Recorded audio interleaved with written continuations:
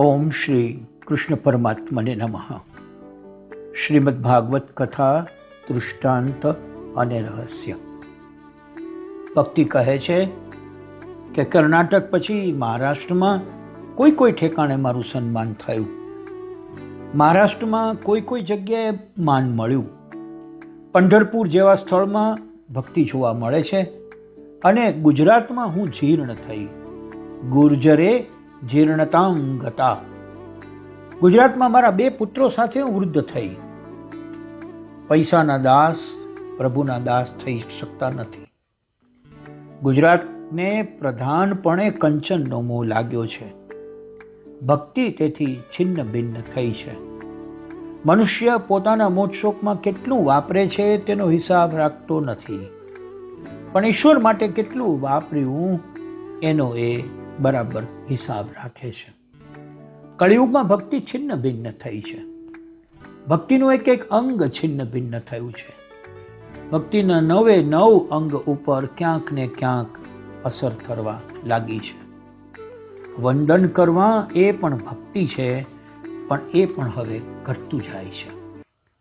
આજકાલ લોકો દેહની પૂજા કરે છે, એટલે ઈશ્વરની પૂજા સેવા કરવાનો એને સમય મળતો નથી। દેહ પૂજા વધી એટલે દેવ સેવા ઘટી। લોકો અનેક પ્રકારના સાબુ શોધ્યા છે, બહુ સાબુ ઘસવાથી શરીરનો રંગ સુધરવાનો નથી એ મને ને તમને ખબર નથી। પ્રભુએ જે રંગ આપ્યો છે તે સાચો છે।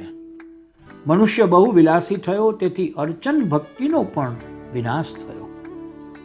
શરીરને લોકો શણગારવા લાગ્યા, શરીરને સાચવવા લાગ્યા, અર્ચન ભક્તિ કરવા લાગ્યા, પણ એ તો ઉપર છલ્લી। આવી રીતે ભક્તિના એક અંગનો વિનાશ થયો, એટલે જીવ ઈશ્વરથી વિભક્ત થયો। બુદ્ધિનો બહુ અતિરેક થાય એટલે ભક્તિનો વિનાશ થાય। ભક્તિ છિન્ન ભિન્ન થઈ એટલે જીવન વિભક્ત થયું। ભક્તિના 2 બાળકો છે, જ્ઞાન અને વૈરાગ્ય। જ્ઞાન અને વૈરાગ્ય સાથે ભક્તિનો આદર કરવાનો હોય। જ્ઞાન અને વૈરાગ્યને મૂર્છા આવે છે ત્યારે ભક્તિ પણ રડે છે। કળિયુગમાં જ્ઞાન અને વૈરાગ્ય વૃદ્ધ થાય છે, એટલે કે વધતા નથી। જ્ઞાન પુસ્તકમાં આવીને રહ્યું ત્યારથી જ્ઞાન ગયું। નારદજી કહે છે, જ્ઞાન વૈરાગ્યને કેમ મૂર્છા આવી છે તે હું જાણું છું। આ કળીકાળમાં જગતમાં અધર્મ વધ્યો છે, તેથી તેઓને મૂર્છા આવી છે। આ વૃંદાવનની પ્રેમ ભૂમિથી તેમને પુષ્ટિ મળી છે, પણ જ્ઞાન અને વૈરાગ્યની મૂર્છા ઉતરે કેવી રીતે?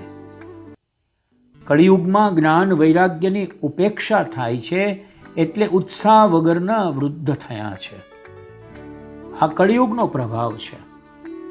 નારદજીએ ભક્તિ મહારાણીને આશ્વાસન આપ્યું છે, હું તમારો પ્રચાર કરીશ, જ્ઞાન વૈરાગ્યને હું જગાડીશ, જ્ઞાન વૈરાગ્ય સાથે હું ભક્તિનો પ્રચાર કરીશ। નારદજીએ જ્ઞાન વૈરાગ્યને જગાડવા અનેક પ્રયત્નો કર્યા, પણ સફળતા મળતી નથી। વેદોના અનેક પારાયણ કર્યા તો પણ જ્ઞાન વૈરાગ્યની મૂર્છા ઉતરતી નથી। વેદની ભાષા ગૂઢ છે, વેદનો અર્થ જલ્દી સમજાતો નથી, એટલે વેદોના પારાયણ કરવાથી મૂર્છા ઉતરી નહીં। સૌ એ ભૂલી ગયા કે ત્યાગ કર્યા વગર વૈરાગ્ય ટકતું નથી।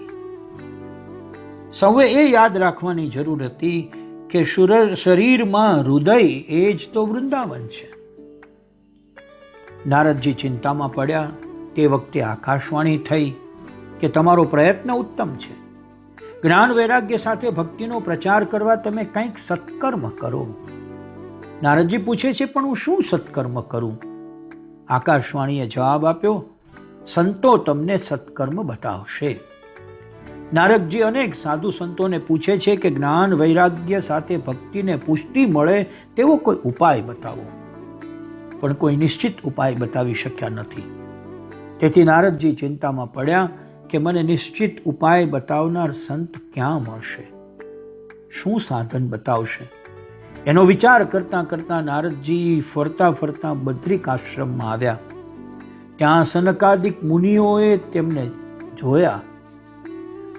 અને એમણે સનકાદિક ઋષિઓ અને નારદજીનું મિલનની વાત આપણી સમક્ષ આવી. નારદજીએ સનત કુમારોને બધી કથા કહી સંભળાવી. નારદજી કહે છે કે જે દેશમાં હું જન્મ્યો તે દેશને ઉપયોગી ન થાઉં તો મારું જીવન વૃથા છે. આપ બતાવો હું શું સત્કર્મ કરું, હું શું કરું કે જેથી જ્ઞાન વૈરાગ્ય કાયમના માટે જાગતા રહે અને ભક્તિ વધુ ને વધુ પુષ્ટ બને. સનકાદિ મુનિઓ કહે છે, દેશના દુઃખે તમે દુઃખી છો, તમારી ભાવના દિવ્ય છે, ભક્તિનો પ્રચાર કરવાની તમારી ઈચ્છા છે. નારદજીએ કહ્યું, વેદ પારાયણથી જે કામ ન થયું તે ભાગવતથી થશે એમ તમે કહો છો. સનકાદિ મુનિઓ સમજાવે છે કે વેદમાંથી જ ભાગવત પ્રગટ થયું છે. ભાગવતમાં વેદ અને ઉપનિષદનો સાર ભર્યો છે. ખાંડ એ શેરડીમાંથી થાય છે, પણ ખાંડમાં જે મીઠાશ હોય છે તે શેરડીમાં હોતી નથી. ઘી થાય છે દૂધમાંથી, પરંતુ 2 મણ દૂધ હોય તો પણ તેથી દીવો થતો નથી. દીવો કરવો હોય તો ઘીની જરૂર પડે, દૂધથી દીવો ન થાય. 1-2 તોલા ઘી હોય તો તેથી દીવો થાય છે.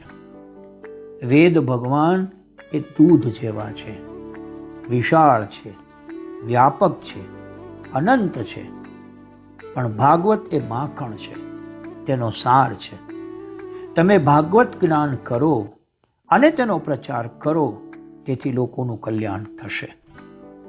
ભાગવતમાં વેદના સિદ્ધાંતો દૃષ્ટાંતો દ્વારા રોચક બનાવીને વ્યાસજીએ કથા રજૂ કરી છે.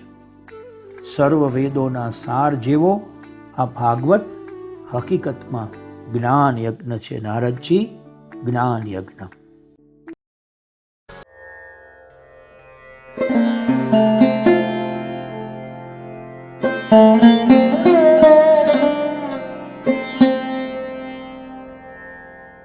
Thank you.